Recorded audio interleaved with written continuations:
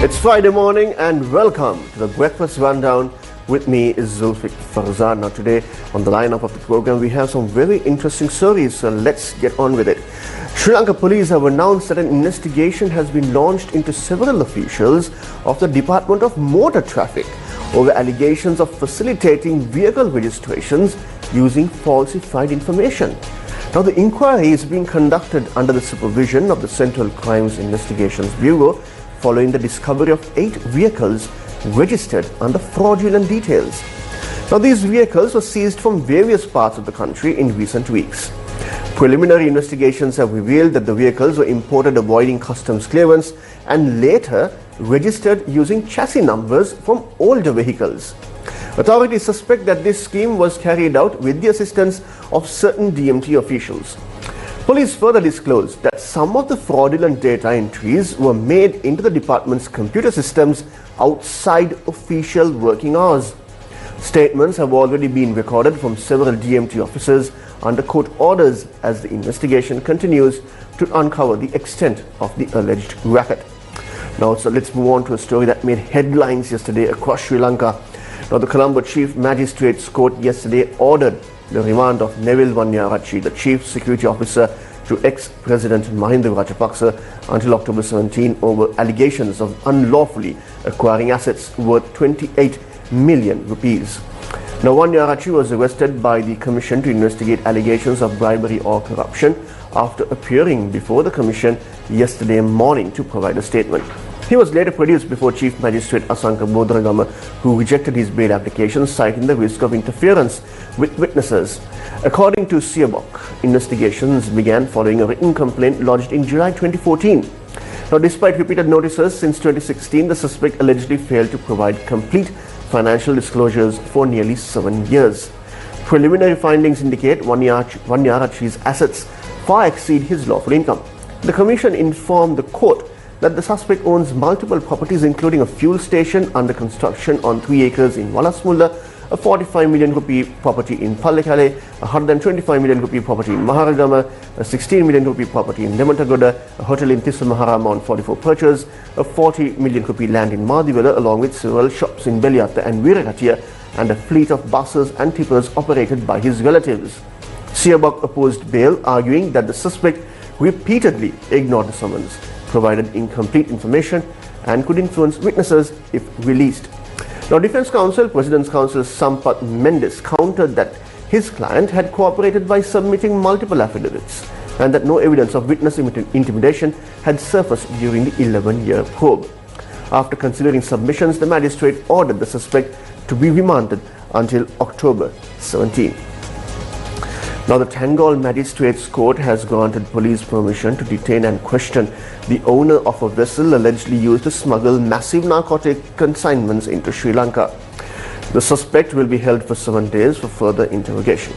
The arrest follows a joint operation by the Sri Lanka Navy and the Police Narcotics Bureau off the coast of Dondra Head, during which the vessel was seized. Police confirmed that another suspect linked to the case has also been taken into custody. Authorities revealed that the drugs, valued at approximately 10 billion Sri Lankan rupees, were discovered on September 22nd in Sinimodara and Godavella in Tangol. The haul included 284.41 kilograms of heroin and 420.76 kilograms of crystal methamphetamine, commonly known as ice, totaling 705 kilograms in total. The narcotics were uncovered after 2 individuals were found dead inside a house in Sinimodara, with a third person later succumbing to injuries in hospital.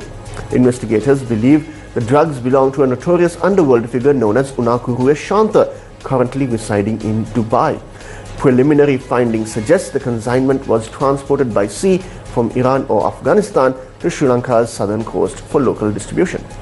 6 suspects have so far been remanded in connection with this case. Now, Health and Media Minister Dr. Nalinda Jayatissa has dismissed allegations that ongoing law enforcement actions against certain politicians amount to political vendettas, stating that such claims are an attempt to preempt accountability. The ministry emphasized that current investigations target organized crime and narcotics networks, not political opponents. He added that law enforcement agencies are acting strictly on evidence, including phone records and WhatsApp communications, which reveal ties between drug traffickers, underworld figures, and certain political actors. Jyotish has stressed that the government's anti-narcotics and anti-crime operations will continue without political interference, noting that suspects fleeing abroad are also being brought back to face justice. Now, Sri Lanka has embarked on a major initiative to design a national export strategy for 2025-2029 in collaboration with the Asian Development Bank and the Export Development Board. State Minister Chaturanga Besinghe said that this is the first export strategy under the current government aimed at addressing long-standing structural weaknesses that have hindered export growth for decades. The new plan will be developed through broad stakeholder consultations, including exporters and industry representatives, over the coming months. The State Minister stressed that building national consensus around the plan is a top priority. He also said this is going to be a people's plan, adding that the strategy will focus on competitiveness, diversification, and sustainable growth. Now, nearly 500 sugarcane farmers staged a protest yesterday in front of the Palawatha Sugar Company, demanding immediate payment for their harvested cane, which they claim has been delayed for over 3 months. Farmers allege that despite completing their harvest and supplying cane to the company, they have yet to receive promised payments, leaving many struggling to meet financial obligations.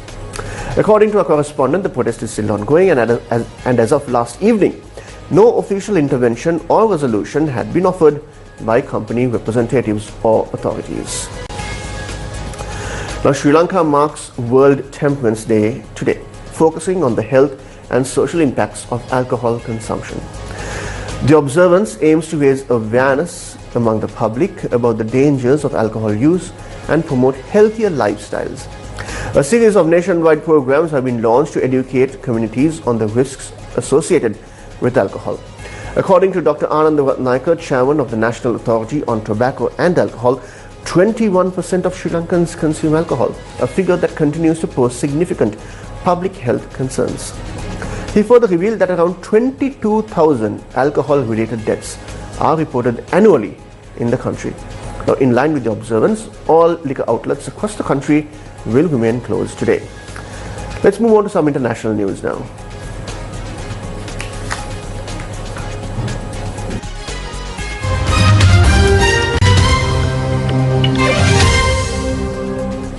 Now, police have sprayed tear gas on protesters in Geneva, Switzerland last evening as they marched in support of the Gaza flotilla. Eyewitnesses have told Reuters, which the police have also confirmed. Israel's interception of the flotilla sparked protests in Geneva and Bern, as well as in Italy and Colombia on Thursday. Israeli forces intercepted around 40 boats carrying aid and more than 400 foreign activists, including some Swiss nationals and Swedish campaigner Greta Thunberg, to Gaza. A photo shared with Reuters by an eyewitness in Geneva showed a large plume of white smoke coming from a street filled with protesters, which they described as tear gas. A second eyewitness told Reuters that they saw a large white vehicle spray water on the front line of the protesters, which a video shared by a Swiss national broadcaster RTS also showed. Up next is some international news where we talk about the Women's World Cup.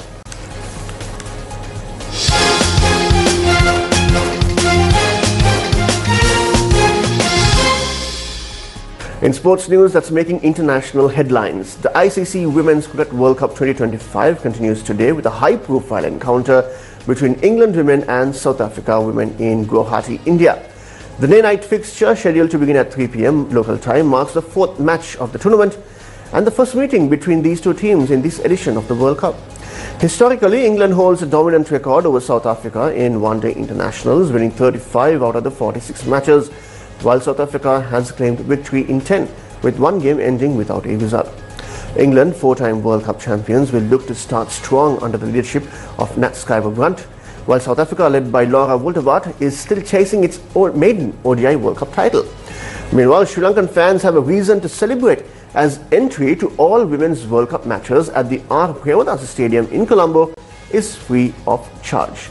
Now, for those unable to attend in person, this tournament is being broadcast live in Sri Lanka on TV1 and streamed via sirsatv.lk.